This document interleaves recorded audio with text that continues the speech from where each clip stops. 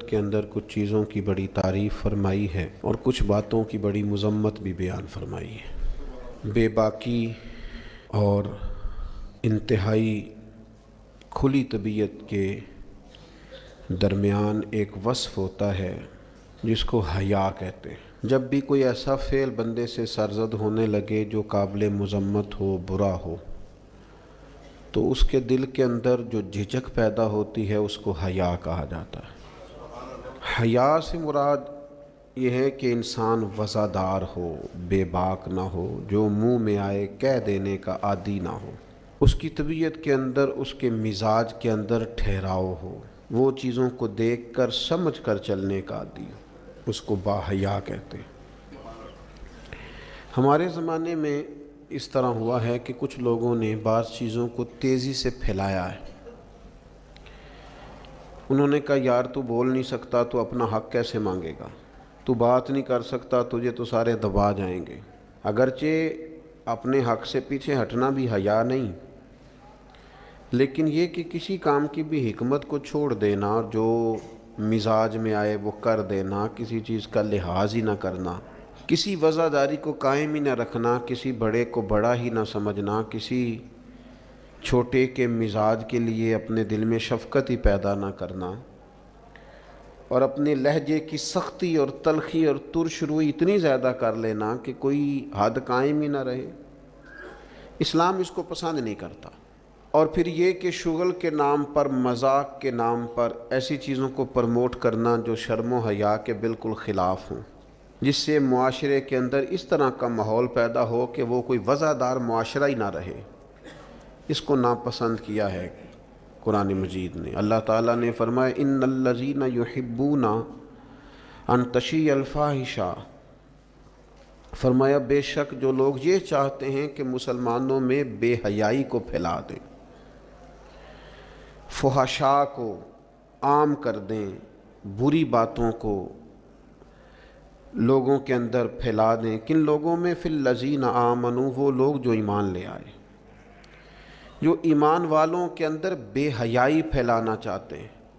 اور قرآن مجید کے الفاظ بڑے قابل غور ہیں۔ فرمایا ان الذین یحبون، بے شک وہ پسند کرتے ہیں، وہ چاہتے ہیں کہ ان تشیع الفاحشۃ فی الذین آمنوا، کہ بے حیائی پھیل جائے ان لوگوں میں جو ایمان لائے ہیں۔ تو مالک فرماتا ہے لہم عذاب علیم، ان لوگوں کے لیے دردناک عذاب ہے۔ اور ایسا نہیں ہے کہ یہ قیامت تک انتظار کریں گے پھر انہیں عذاب دیا جائے گا۔ یہ عذاب کہاں کہاں ملے گا؟ فی الدنیا والآخرہ۔ جو مسلمانوں میں بے حیائی پھیلانے کو پسند کرتے ہیں انہیں دنیا میں بھی عذاب ہوگا اور آخرت میں بھی عذاب ہوگا، اور عذاب بھی عذاب علیم، دردناک عذاب ہوگا۔ فرمایا واللہ یعلم وانتم لا تعلمون، اللہ جانتا ہے تم نہیں جانتے۔ حیا اور وزاداری کو قائم رکھنا، دیکھیں نا سب سے زیادہ بے نیاز تو اللہ ہے نا، لیکن اگر حضور فرمائیں کہ رب بھی حیا فرماتا ہے، حضور سید عالم علیہ السلام فرماتے ہیں اللہ حیا فرماتا ہے کہ اس کا بندہ اس کے سامنے ہاتھ پھیلائے اور اللہ اس کے ہاتھوں کو خالی واپس کر دے۔ اللہ حیا فرماتا ہے۔ کیا معنی ہے؟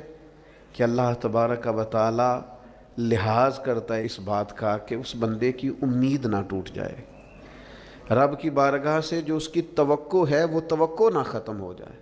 معنی کیا ہوا؟ آپ وزادار رہیں، آپ کے مزاج میں رکھ رکھاؤ ہو۔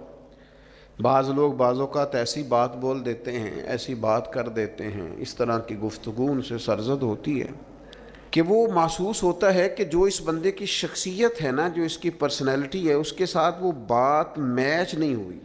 تجھے تو بہت زیادہ خیال والا ہونا چاہیے، تیرے مزاج کے اندر تو بہت زیادہ وزاداری ہونی چاہیے۔